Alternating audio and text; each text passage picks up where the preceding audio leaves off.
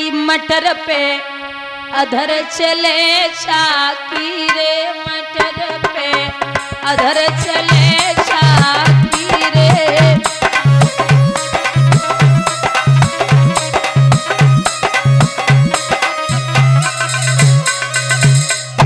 ये घर वाली चाकी नहीं है जिससे आप गेहूं आटा बेजर पीसते थे, ये वो चाकी नहीं, ये माया की चाकी है जो पूरे संसार में सबको पीसे डाल रही है। ए ब्रह्मा पीस जाने, विष्णु पीसे, विष्णु पीसे, रहे न शंभु बाकी रे, मटर पे अधर चले चाकी रे, मटर पे।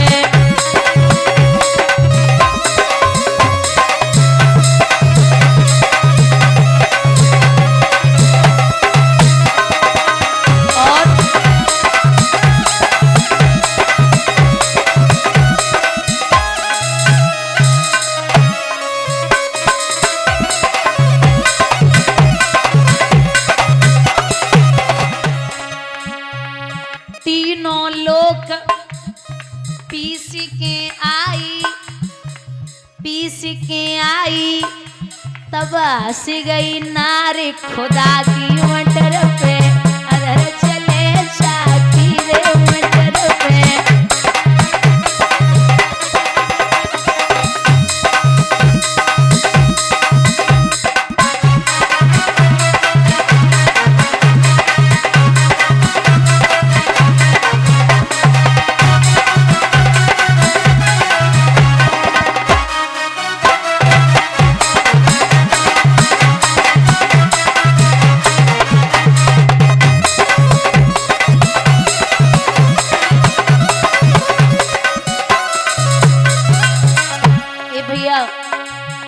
जन किन किन को नाच नचाई गई रे, माया की चिड़ैया।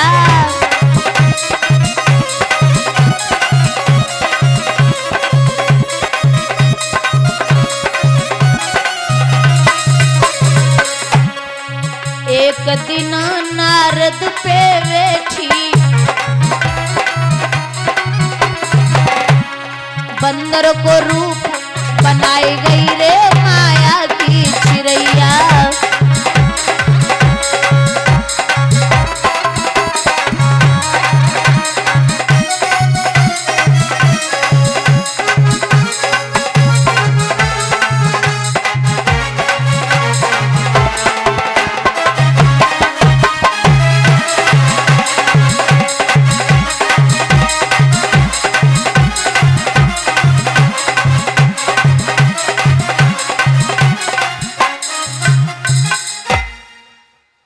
बुजुर्गों, ध्रुव वापस आए मैया सुनीति के पास में।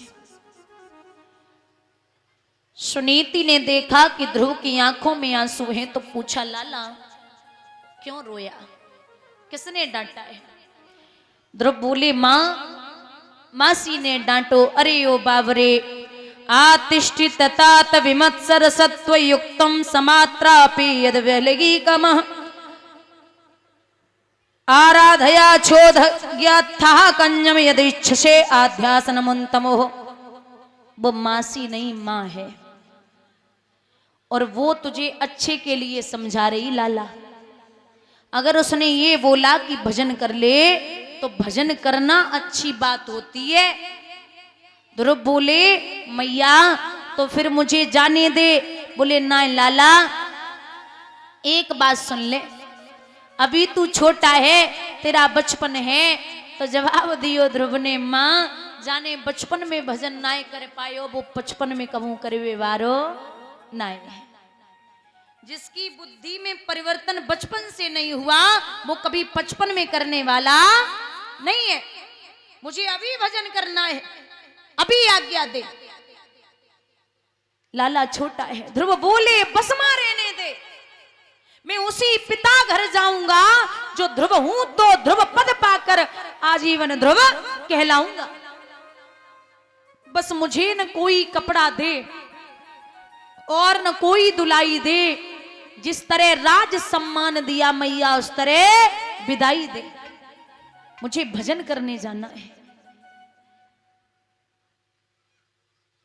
नहीं लाला, छोटा है। नहीं मां, जाने दे वरना जीते जी प्राणों को त्याग दूंगा। मैया से आज्ञा मांग रहे ध्रुव, मां मना कर रही है, नन्हे नन्हे हाथों से चरण स्पर्श किए। ध्रुव जब घर से निकले तो पिता ने कहा, इतना बड़ा राजा हूं मैं, अगर मेरा बेटा बन के लिए चला गया तो निश्चित है कि मेरा नाम मिट्टी में मिल जाएगा। इसलिए बोले कि मेरे ध्रुव से कह देना वो बन के लिए न जाए, आज से उसकी मां महलों में रहेगी।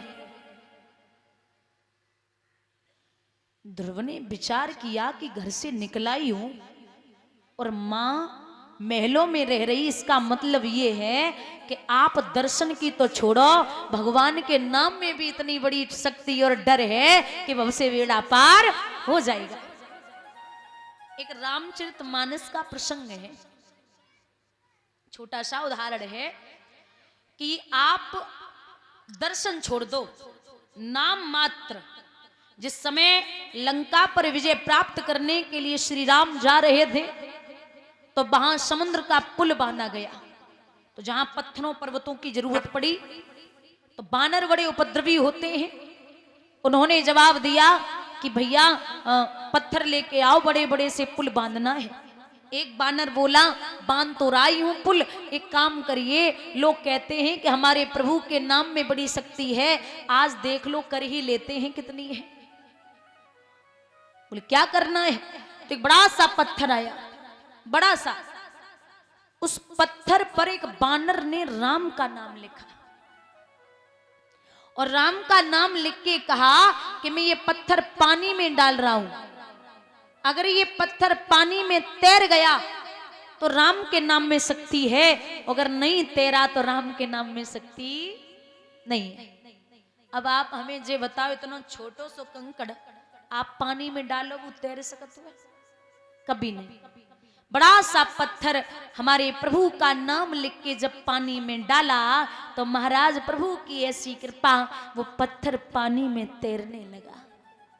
लोग अचंभित हो गए और कह रहे हैं कि भैया हमारे प्रभु के नाम में बड़ी शक्ति है।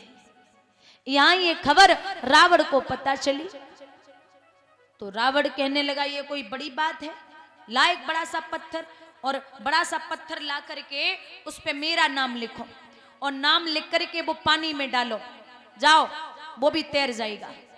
एक बड़ा सा पत्थर आया जब पत्थर, रावण ने अपना नाम उस पे लिखा और सभा में जितने भी बैठे थे उनसे कहा कि खोल के देखिए मेरा ही नाम लिखा है इस पे। जी साहब आपका ही है। बोले उठा इस पत्थर को पानी में जाकर के डालो। उठाने वाले थे, रावण पत्थर के पास गया, अब कहा ले जाओ।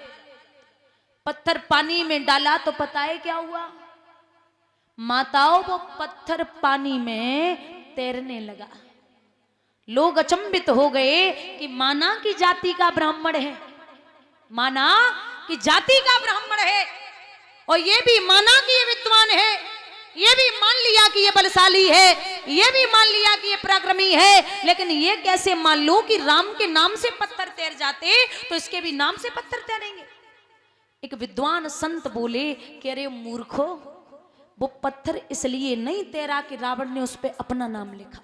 फिर नाम तो रावण का है, लेकिन जब पत्थर उठाया गया तो वो पत्थर के पास जाकर के रावण ने कहा कि नाम मेरा लिखा है, लेकिन तुझे राम की सौगंध है, अगर तू डूब गया, बोलिए गोविंद भगवान की, तो वो भगवान की कसम से तेरा है, रावण के नाम से नहीं। एक बड़ा प्यारा भजन है जो हमें भी बड़ा प्रिय लगता है, शायद आपको अच्छा लगे। एक समय मंदोदरी रात्रि में घूम रही थी तो रावण भी जाग ही रहा था, तो अचानक रावण की निगाह गई। रावण ने देखा तुम जाग रही हो क्या? मंदोदरी बोली हाँ नींद नहीं आ रही। बोले नींद क्यों नहीं आ रही? तो मंदोदरी कहती है नींद कैसे आए, क्यों, कारण क्या है?